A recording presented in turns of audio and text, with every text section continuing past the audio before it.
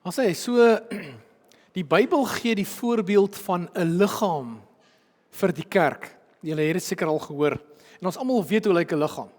Het kop, nek, skouers, arms, elmboë, hande, vingers, bene, voete. Almal weet hoe lyk 'n liggaam. En as al die liggaamsdele saamkom, dan vorm dit 'n liggaam. Nou net so al die gelowiges oor die hele wêreld vorm saam 'n eenheid. Hulle vorm ook 'n liggaam en dit staan bekend as die kerk. 'n Eenheid in Christus. Een kerk en een bruid. Nee, daar's nie twee bruide nie, daar's nie twee kerke nie, nê. Een kerk en een bruid. En dit is die tema van vandag, die kerk as 'n eenheid, die liggaam van Christus.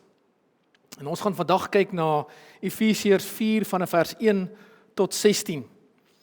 En dit is baie interessant as mens kyk na die agtergrond, laat ons weet Paulus was die skrywer van die boek Efesiërs. En Efese was 'n groot stad in Rome, nou is vandag Turkye. En Efese was bekend gewees vir die tempel van die afgod Artemis. Ons weet daar's net een God, nê. Baie afgode, maar net een God. Nou Efese was 'n groot stad bekend vir die tempel van die afgod Artemis en daar was ook baie afgode en towerpraktyke gewees in daai stad. Maar daar het 'n klomp mense daar tot geloof gekom. Hulle tot die Christen geloof 'n oortuiging gekom. En Paulus het hierdie gemeente vroeër geplant. En nou sien ons waar Paulus weer vir die gemeente skryf. So hy skryf vir die gemeente in Efese. En Paulus fokus op die eenheid binne die kerk. En dan sê Paulus, daar is 'n genadegawe vir elke gelowige gegee. En dan verduidelik Paulus die doel van die genadegawes. So vandag gaan baie interessant wees. So ek hoop jy luister. So kom ons kyk, wat sê Paulus in Efesiërs 4 van vers 1 tot 6. Jy kan hom daar volg op die bord. So Paulus beklemtoon eenheid binne die kerk. Luister wat sê hy. Ek druk julle dit op die hart, ek wat 'n gevangene is, omdat ek die Here dien. So hy's in die tronk. Laat julle lewenswandel in ooreenstemming wees met die roeping wat julle van God ontvang het. Wees altyd beskeie, vriendelik en geduldig en verdra mekaar in liefde. Lê julle daarop toe om die eenheid, julle gaan daai woord gereeld hoor, om die eenheid wat die Gees tussen julle gesmee het, te handhaaf deur in vrede met mekaar te lewe. Dan sê hy, daar is net een liggaam en net een Gees, soos daar net een hoop is, waartoe God julle geroep het. Daar is net een Here, een geloof, een doop, een God en Vader van almal. Hy wat oor almal is, deur almal werk en in almal woon. Bekende skrifgedeelte. Soos ek gesê het, Paulus praat hier spesifiek met die gelowiges in Efese. Maar terwyl Paulus in die tronk is, druk hy dit op hulle hart, vir hulle om seker te maak, dat hulle lewenswandel moet ooreenstem met hulle geloof, met hulle roeping. Hy druk dit op hulle hart. Paulus sê, as jy wedergebore is, as jy waarlik 'n kind van God is, dan moet jou lewenswandel ooreenstem met jou geloof. Met ander woorde, jy het heeltemal verander. Daai verander is baie belangrik. Jy het heeltemal verander. Ek het so rukkie terug iets geluister op sosiale media van Paul Washer. Ek weet nie of julle al bekend is met Paul Washer nie, so 'n Amerikaanse predikant. En hy het nogals iets interessants gesê. Hy sê, die vraag is nie eintlik, het jy al jou hart vir Jesus gegee nie. Hy sê, dis nie eintlik die vraag nie. Hy sê, die vraag is eintlik, toe jy jou hart vir Jesus gegee het jy verander? Het jy verander? Want iemand wat waarlik sy hart vir God gegee het verander. Hy bly nie dieselfde nie. So Paulus sê, jou lewenswandel moet ooreenstem met jou geloof. Paulus sê, julle karakter, wat van julle karakter? Julle moet altyd beskeie wees, altyd vriendelik en geduldig wees. Verdra mekaar in liefde. Leef in vrede met mekaar. Dit klink so maklik hierdie woorde, nê? Totdat jy in 'n situasie is. Dan is dit moeilike woorde. En dan fokus Paulus op die eenheid van die gelowiges. Hy sê, Daar is net een liggaam. Dit is die verbondenheid of die eenheid van al die gelowiges in die kerk. Daar is net een liggaam.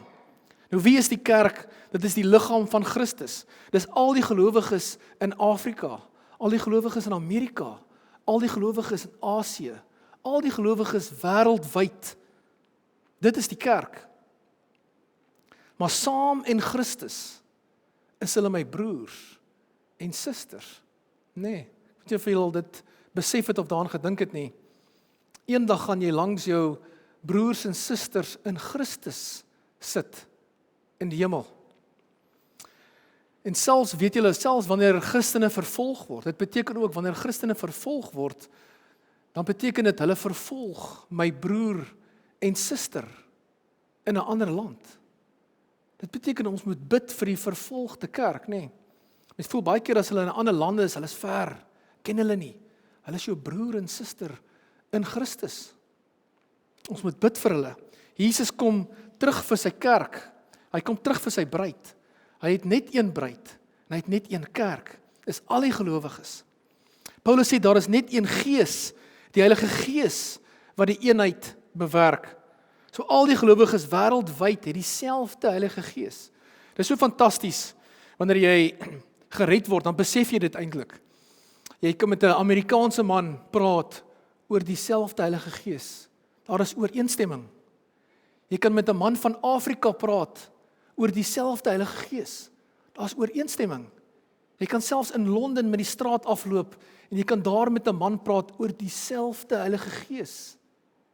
Die Heilige Gees leer ons almal. Hy leer al sy kinders. Daar is ooreenstemming. Al die kinders van God word verbind met dieselfde Heilige Gees. Paulus sê daar is net een hoop. En dit is die heerlike toekoms wat aan ons beloof is. Dis al die gelowiges se geloof en hoop is gebaseer op die opstanding van Jesus Christus. Die feit dat Jesus opgestaan het uit die dood, beteken dit daar is hoop vir ons. Ons bou ons hoop ook daarop dat ons ook uit die dood gaan opstaan eendag. So ons bou ons hoop heeltemal op Jesus Christus. Paulus sê daar is net een Here, Jesus Christus, aan wie ons behoort. En dit is interessant as jy dit bietjie gaan navors, die naam Here is dieselfde betekenis vir die Vader ook. Die Vader en vir Christus, albei is Here, dieselfde betekenis. Daar is net een God en ons behoort aan hom. Jy's die eiendom van Jesus Christus. Daar is net een geloof, sê Paulus. Die feit dat jy geheel en al aan God toevertrou is. Dit is die Christengeloof. Dit beteken jy het heeltemal 'n oorgawe gemaak aan God, heeltemal tot geloof gekom en heeltemal jy's oortuig, tot 100% oortuiging gekom in jou geloof in Jesus Christus. Dis nie meer net 'n boek nie. Daai boek het waar geword vir jou. Jy's oortuig. Alles in daai boek is waar. Heeltemal tot oortuiging gekom. Dan sê Paulus, daar is net een doop. Hierdie was nogal 'n interessante een om 'n bietjie te gaan navors. Die Bybel sê dit is die teken dat jy deel is van die liggaam van Christus. Maar nou waarvan praat Paulus hier? Praat hy nou van die babedoop of praat hy nie van die bekeringsdoop? Want hy sê daar's net een doop. Maar dit is baie interessant. Baie mense het al vir my gesê, nee Jan, hy praat hierso van die babedoop. Baie mense sê nee, dis die bekeringsdoop. Maar Paulus praat eintlik van iets diepers. Hy praat eintlik van iets diepers. Kyk wat staan in Matteus 3 vers 11. Ek, dis Johannes die doper, doop julle wel met water, omdat julle bekeer het, maar hy, dis Jesus, wat na my kom, is my meerdere, en ek is nie eers werd om sy skoene uit te trek nie. Hy sal julle met die Heilige Gees doop, en met vuur doop. So die doop waarvan Paulus hier praat, is die vervulling van die Heilige Gees, om die Heilige Gees te ontvang. Dit is die doop met die Heilige Gees. Dis baie interessant. Die babedoop wys dat eendag moet die kind, die babietjie moet eendag sy saak regmaak met die Here. Eendag moet daai babietjie, wanneer hy ouer is, moet hy tot bekering kom en uitroep na God toe vir redding. En die bekeringsdoop wys, hy het sy saak reggemaak met God. Albei wys na die vervulling van die Heilige Gees, nê? Die doop in die Gees. So wanneer jy die Heilige Gees ontvang, dan is jy in Christus. Dan is jy in Christus. Dan word jy deel van die bruid. Jy word deel van die kerk. Daai oomblik wanneer jy die Heilige Gees ontvang, wanneer jy tot redding kom, word jy deel van die bruid. En so dis al die geredde mense in die wêreld. Maar as ek 'n groot vraag kan vra, is jy bewus van die werking van die Heilige Gees in jou lewe? Is jy bewus? Het daar verandering plaasgevind? Dis 'n groot vraag. Paulus sê, daar is net een God en Vader. Die feit dat jy jou Vader is wat ewiglik, vir ewig, vir jou sorg. Net een God en Vader. Net een Skepper en hemelse Vader. Daar is net een God, Vader, Seun en Heilige Gees. Daar is net een. Baie afgode, maar daar is net een ware God. Net een. Ek het so rukkie terug 'n ding gesien, 'n video gesien vir 'n moslim meisie bid. Dan toe sê sy die woorde, let the real God step forward. Laat die ware God, die enige God, vorentoe stap. Sy het iemand anders verwag. Daar stap Jesus in die kamer in. Daar is net een God. En dit is Jesus Christus.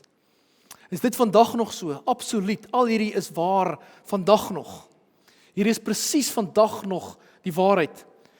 En dit is vandag se boodskap ook. Die kerk as 'n eenheid, die liggaam van Christus.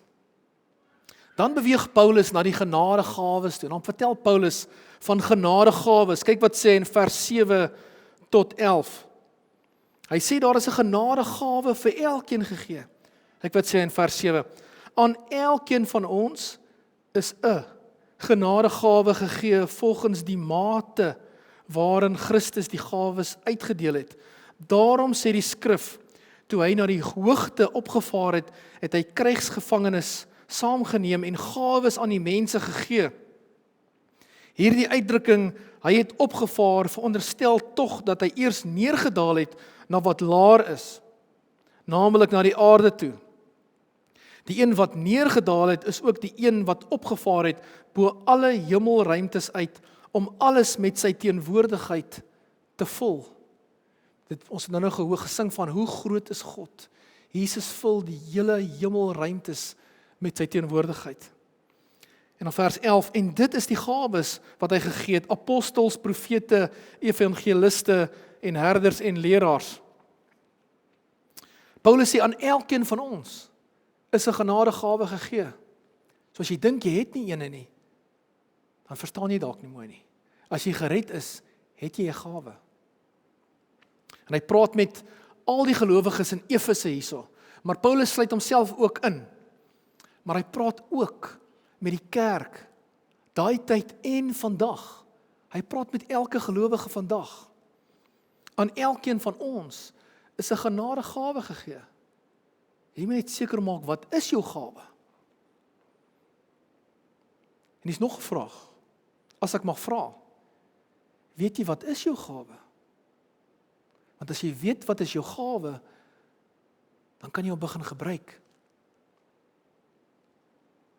Hoe lyk die gawes? Apostels, profete, evangeliste, herders en leraars. Kyk wat sê 1 Korintiërs 12 vers 7 tot 11. Hy sê, aan elkeen afsonderlik word 'n werking van die Gees gegee tot voordeel van almal. Aan die een word daar deur die Gees die gawe gegee om 'n woord van wysheid te praat. So iemand het 'n gawe om die woord van wysheid te praat. 'n ander 'n woord van kennis deur dieselfde Heilige Gees. Aan die een geloof deur dieselfde Gees. Aan 'n ander genadegawes van gesondmaking deur die een Gees. So party mense het die gawe van gesondmaking. Aan die een gee hy die krag om wonders te doen, aan 'n ander die gawe om te profeteer en aan nog 'n ander die gawe om tussen die geeste te onderskei. Anderswoorde, party mense het die gawe om te onderskei tussen wat se gees praat nou met jou. Is dit die Heilige Gees wat nou met jou praat, of is dit die vyand? Jy kan dit self onderskei in flieks, in musiek. Onderskeidingsvermoë. Aan nog een het hy die gawe gegee van ongewone taal of klanke, en aan 'n ander om dit uit te lê. Maar al hierdie dinge is die werk van een en dieselfde Heilige Gees, wat aan elkeen afsonderlik 'n gawe uitdeel, soos hy wil. Kyk wat sê Romeine 12 vers 6, een vers. Ons het genadegawes wat van mekaar verskil. Interessant, né? Volgens die genade wat God aan elkeen van ons gegee het. Die Bybel sê, ons het genadegawes wat van mekaar verskil. Ons het nie almal dieselfde gawes nie. Verskillende gawes. Dis wat die Bybel sê. Dis baie interessant, né? Ek kan onthou, in 2010 was ek deel van 'n gebedsgroep gewees. En ek was lankdag betrokke gewees.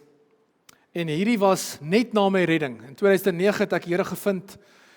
En net na my redding, 2010, het ek nogals geworstel met die gawes. Ek het gedog, jy het alles.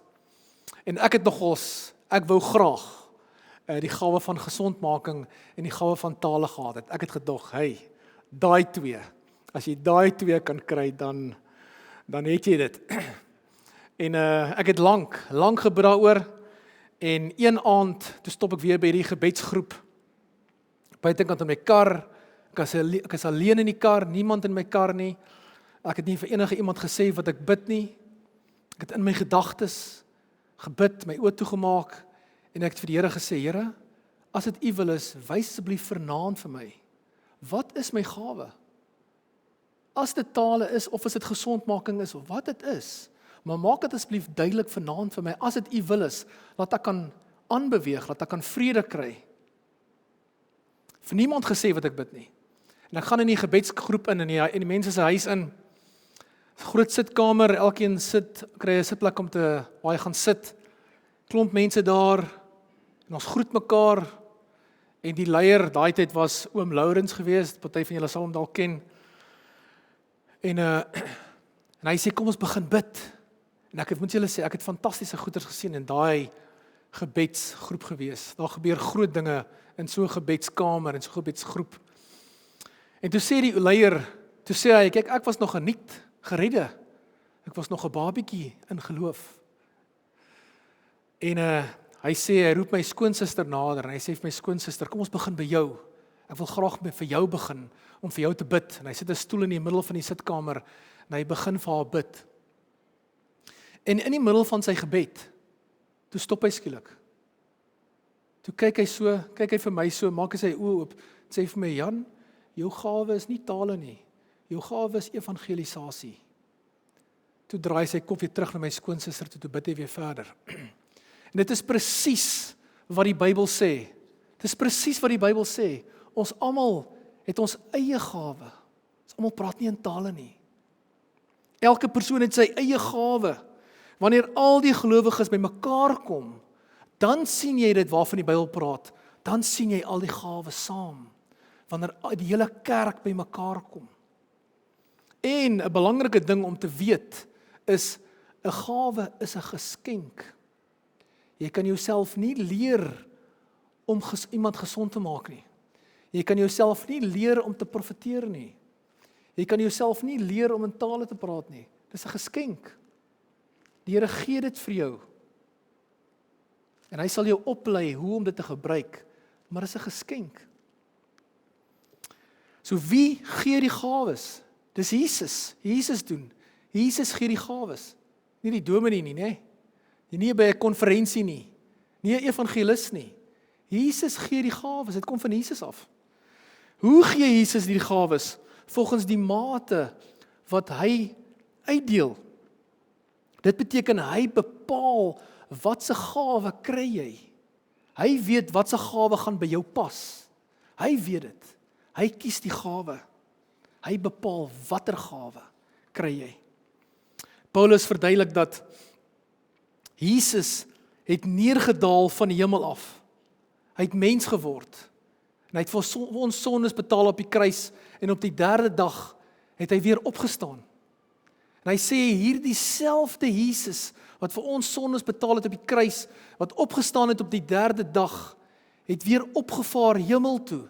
En daai selfde oomblik vul Jesus die hemelruimtes met sy teenwoordigheid. En hy deel gawes uit vir al sy kinders. Al die gelowiges kry 'n gawe. Die kerk wêreldwyd kry 'n gawe. Wat van ons vandag? Is dit nog vir ons vandag? Baie mense dink, hierdie dinge is van 2000 jaar terug. Dis vir ons vandag. Absoluut. Dis vir al die gelowiges. Elkeen van ons het 'n gawe. As jy tot ware bekering gekom het en jy is wedergebore, jy het jou saak reggemaak het met God, dan het jy 'n gawe. Jy moet net daai gawe ontdek. Jy moet net by die Here hoor, wat is jou gawe? En dit is die groot vraag. Weet jy wat is jou gawe? Dis iets wat baie natuurlik kom, nê? Jy hoef dit nie te forceer nie. Jy hoef 'n gawe nie te forceer nie. Dit kom uit nature uit, want dit is 'n geskenk. As evangelisasie jou gawe is, dan evangeliseer jy uit nature uit. Dit kom baie maklik. As dit is om mense te bemoedig, dit kom uit nature uit. As dit om te gaan help in die kombuis of om te help, dit kom uit nature uit. Jy forceer dit nie eers nie. Dit kom van self, want dit is 'n geskenk. Maar kom ons kyk, wat is die rede vir hierdie gawes? Hoekom het Jesus hierdie gawes vir ons gegee? Het hy dit maar net vir jou gegee, daar's jou gawe, en ek sien jou eendag weer nie? Nee, wat is die doel van jou gawe? Daar moet 'n rede wees. Kyk wat sê Paulus in vers 12 tot 16. Hy praat van die doel van die gawes. Hy sê, sy doel daarmee was om die gelowiges toe te rus. Interessant, nê? Toe te rus vir hulle diens. Toe ek hierdie gelees het gister, toe kom my woord nogals op. Dis amper soos die weermag. Jy meld aan. Die kind van God meld aan vir diens. En die gawe, toe hy rus jou toe. Hy gee vir jou gawe. Jy meld aan vir diens.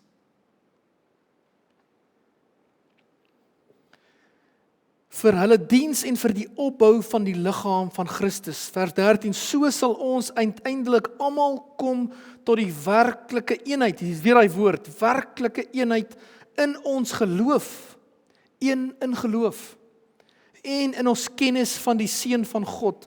Dan sal ons, sy kerk, soos 'n volgroeide mens wees, so volmaak en volwasse.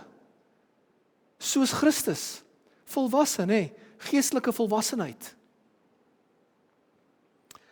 Dan sal ons nie meer soos kinders wees nie. Ons sal nie meer soos golwe op en af en heen en weer geslinger word deur elke wind van dwaalleer, as vals leraars ons met hulle slinksheid en listigheid op dwaalweë wil wegvoer nie. Nee, ons sal in liefde by die waarheid bly en so in alle opsigte groei na Christus toe. Hy is immers die hoof. Nee, as jy aan die hele liggaamsdeel onthou, Jesus is die kop. Hy's die hoof van die kerk, hy's die hoof van die liggaam. En uit hom groei die hele liggaam. Die verskillende liggaamsdele pas by mekaar en vorm saam 'n eenheid. Weer daai woord eenheid. Elkeen van hulle vervul sy funksie. Elke kind van God het 'n funksie. En so bou die liggaam homself op in liefde. So het julle dit gehoor. Die doel van die gawes is om die gelowiges toe te rus vir diens. Dis om jou wat hier sit vanoggend toe te rus vir diens. So jy meld aan vir diens. Dis baie interessant, nê? So die Here gee nie net 'n gawe vir maar net nie. Dis nie net om vir mense te sê, hoor hierso, ek het nou hierdie gawe nie. Nee, is om aan te meld vir diens. Om jou toe te rus. Jy het 'n funksie binne die kerk. Jy het 'n funksie. Jy het 'n funksie in die wêreld. Jy moet 'n verskil maak in die wêreld.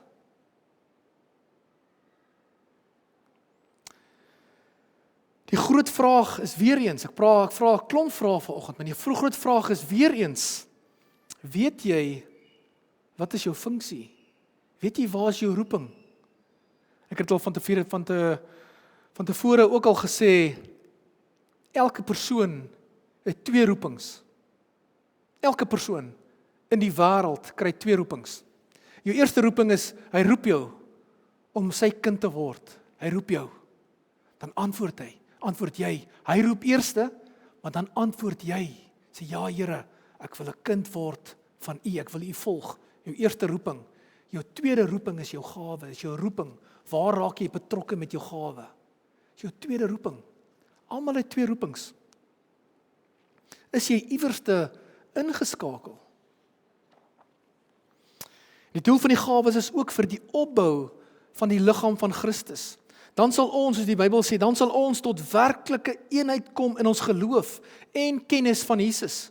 Paulus sê, dan sal ons, Jesus se kerk, soos 'n volgroeide mens wees, volmaak en volwasse, soos Christus. Julle het gehoor, die doel van die gawes is vir geestelike eenheid en geestelike volwassenheid. En ons weet, geestelike volwassenheid het niks te doen met ouderdom nie. Party mense dink so. Party mense dink omdat hy nou oud is, hy is nou geestelik volwasse. Nie noodwendig nie. Nie noodwendig nie. Geestelike volwassenheid hang af hoe baie tyd jy met God spandeer. Dit begin die dag toe jy uitgeroep het vir redding na God toe.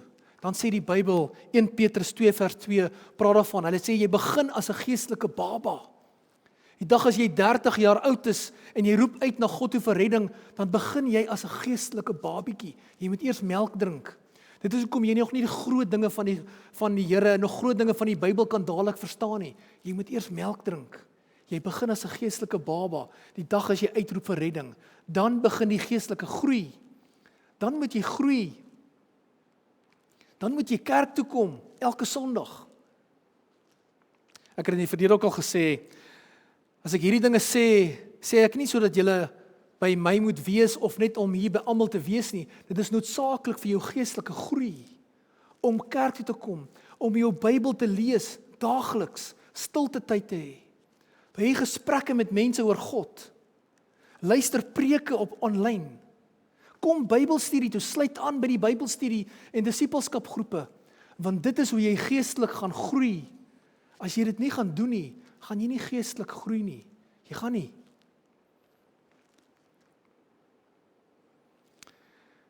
Luister asseblief mooi. Ek het besef oor die jare, hoe meer jy vir God soek, hoe meer gaan jy hom vind. Jy kan, as jy dink jy is naby God, jy kan nog nader. Jy kan nog nader en nog nader beweeg na God toe. Hoe meer jy vir God soek, hoe meer gaan jy hom beleef. Hoe meer jy jouself deel maak van die dinge van God. Bybelstudies, Bybel lees, gesprekke, hoe meer jy jouself deel maak van die dinge van God, hoe meer gaan jy hom beleef.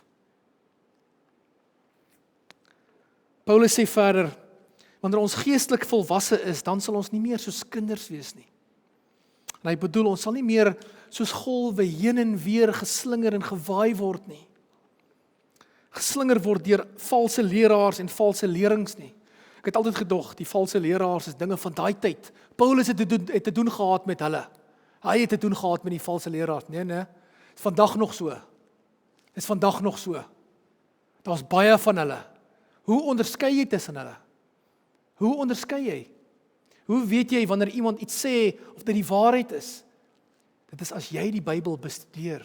As jy die Bybel ken, sal jy weet wat hierdie persoon sê is waar of dit is nie waar nie. Dalk ken jy iemand wat so rondval.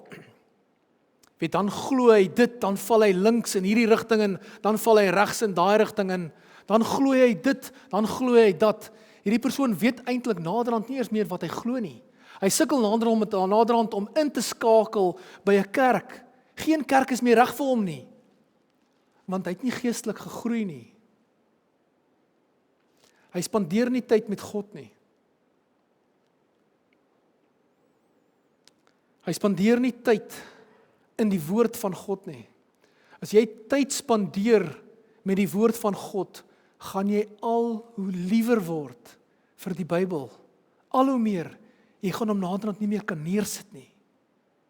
Jou Bybel raak naderhand erger as jou selfoon. Oral waar jy gaan jou Bybel saam. Jy raak verlief op jou Bybel. Hoe meer jy jou Bybel bestudeer, kry jy onderskeidingsvermoë. Paulus sê, ons sal 'n volwassenheid bereik waar ons kan onderskei wanneer iemand iets sê wat reg is, amper reg, of heeltemal verkeerd is. Jy gaan kan onderskei, jy kry 'n volwassenheid. Byvoorbeeld, praat ons almal in tale? Nee, dis vals. Ons almal praat nie in tale nie. Gaan almal hemel toe? Nee, daar's predikers wat dit sê, nee. Nee, ons almal gaan nie hemel toe nie. Wat sê die Bybel? Jy moet tot bekering kom, die wedergeboorte. Dan gaan jy hemel toe. Almal gaan nie hemel toe nie. 'n Groot deesdae is ook volg jou hart. Die jong mense ken dit baie goed. Amper al die jong mense het dit amper al deel gemaak van hulle lewe. Volg jou hart, hulle hoor dit oralste. Volg net jou hart. Nee, die Bybel sê jou hart kan jou mislei. Moenie jou hart volg nie. Volg vir God. Volg die woord van God. Moenie jou hart volg nie. Ek praat nog ons juis in die Bybelstudie die week terug. Jou sondige natuur, jou hart, wil jou mislei. Jou sondige natuur wil nie hê jy moet kerk toe kom nie. Jou sondige natuur wil nie hê jy moet Bybel lees nie. Hy wil nie hê jy moet stilte tyd hê nie. Jy moet jou sondige natuur in lyn kry met die woord van God. Dit is hoekom baie keer, al is jy nie eers lus om die Bybel te lees nie, gaan vat hom, stap nader en gaan lees die Bybel. Gaan lees hom. Daar is baie valse bewegings daar buite. Ek gaan nie eens op almal fokus nie. Ek het maar net so 'n paar hierso. Julle ken die prosperity gospel. Your best life now. Nou God wil hê jy moet ryk wees. Nee, dis vals. En mens kan sien aan die mega kerke, daar's duisende, 4-5 000 mense op 'n slag. Hulle vat dit. Hulle glo dit. Valse prediker. Daai the word of faith movement. Aan die woorde, jy spreek dit en dit sal gebeur. Nee, dit hang van God af. Dit is altyd God se wil. As God besluit om dit nie te doen nie, gaan dit nie gebeur nie. Net God kan skep. Die name it and claim it beweging. Daar is 'n wonderwerk op pad. Ek is seker julle het dit al gesien. Daar's 'n wonderwerk op pad na jou toe vandag. Spring op en claim dit. Net nie verslaap nie. As jy verslaap kan jy jou blessing mis. Dit is nie hoe die Here werk nie. Dit is vals. Ons sien baie op sosiale media ook, waar hulle sê, God wil iemand seën vanoggend. Tik net amen. Dink ek al, maar wat as hierdie persoon nie eers 'n Christen is nie? Dalk is hierdie persoon wat hier lees, nie eers 'n Christen, nog eers tot bekering gekom nie, hy's nie gered nie, hy's nie teen 'n ateïs, maar as hy amen tik, kom daar 'n seëning. Dis nie hoe dit werk nie. Dis vals. Dis nie hoe dit werk nie. En jy kan nou agterkom, soos ek sê, sosiale media is gevlad met valsheid. Dit is dit hoe dit werk. Nee, die Bybel sê jy moet uitroep na God toe. Kom tot bekering en volg vir God. Dan sal God jou seën. Dan sal God jou seën. En hy seën jou nie noodwendig met materialistiese goederes nie. Hy sal jou seën met vrede en liefde. Vrede in jou huis. Vrede in jou familie. Hy kan jou seën met finansiëel. Want hy is in staat tot alles. God is nie 'n fairy wat met 'n bubble masjien wat die wonderwerke en die blessings net so brrr, jy moet net opspring en dit gryp. Dis glad nie, dis 'n verkeerde verstaan van God. Heeltemal 'n verkeerde verstaan. God is 'n persoonlike God. God ken jou by die naam. As hy jou wil seën, dan kom hy direk na jou toe. Hy ken jou naam. As hy jou wil seën, sal hy jou seën. Hy doen dit persoonlik. Paulus sê, wanneer jy geestelik volwasse is, dan sal jy weet wat is vals en wat is waar. Soos ek nou gesê het, jy kan vir God vra om vir jou onderskeidingsvermoë te gee. Dat jy kan onderskei. En wanneer iemand iets sê, is dit reg? Of is dit amper reg? Of is dit heeltemal verkeerd? Kom ek maak klaar. Ek het die boodskap begin vanoggend met die prent, die simbool van 'n liggaam, die kerk van Jesus Christus, die bruid van Christus. Kyk asseblief rond, kyk rond. Al hierdie mense hier is die liggaam van Christus. Hulle is almal jou broer en suster in Christus. Jesus het vir ons elkeen 'n genadegawe gegee vir eenheid binne die kerk en om jou toe te rus vir diens. Ons elkeen vorm saam 'n eenheid in die liggaam van Christus, in Christus.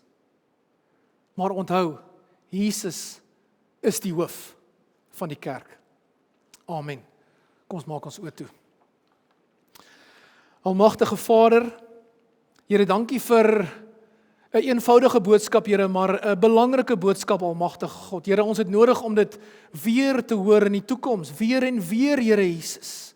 Here, ons bid dat U vir ons onderskeidingsvermoë sal gee, almagtige God.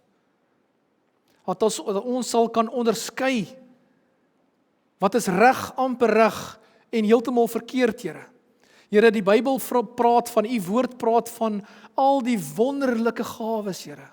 Wonderlike gawes. Here, maar ons weet, dit is so fantasties, die dag, as U ons red, daai wedergeboorte, Here. Here, en ons weet, U is die beste geskenk, almagtige God. Dit gaan alles oor U, almagtige God. Gaan nie oor ons nie, Here. Dit gaan oor U, almagtige Jesus Christus. Here, dankie dat U vir ons duidelikheid gee vanoggend, Here. Laat U gee vir ons elkeen ons eie gawe, 'n afsonderlike gawe. My gawe is nie dieselfde gawe as die persoon langs aan my nie. Ek het nie dieselfde gawe as die persoon daar agter nie. Ons elkeen het ons eie gawe. Dankie daarvoor, Here Jesus. Dankie dat U 'n unieke pad stap met ons elke ene. Dankie, Here, dat ons kan weet, wanneer ons gevul is met die Heilige Gees, wanneer ons uitgeroep het tot redding en tot bekering gekom het, en U ons gevul het met die Heilige Gees, dan weet ons is die eiendom van Jesus Christus. U vul ons van ons tone af, van onderaf tot bo, ons hele liggaam, tot by ons kop, ons ore, jou hele liggaam, al jou gedagtes, jou hele wese, al die kamers in jou brein, al die kamers in jou hart, jou hele siekie, jou hele wese, word gevul met die Gees van God. Jy is die eiendom van die almagtige Vader, die opgestaande Jesus Christus. Dankie daarvoor, almagtige Vader. Ons kom niks kort nie, Here. Ons kom niks kort nie. As ons U het, het ons alles. Dankie vir al die liefde en die vrede, Here Jesus. Here, ek bid vir elke persoon hier vanoggend, Here. As daar mense is wat onseker is, wat is hulle gawe, Here, werk asseblief met daai persoon, almagtige Vader. Want ons weet U wil graag duidelikheid gee oor die gawes, Here. Want ons weet, U wil nie hê dat enige iemand moet deurmekaar wees nie. Here, ons prys U naam, Here, en ons lig U naam hoog op, almagtige God.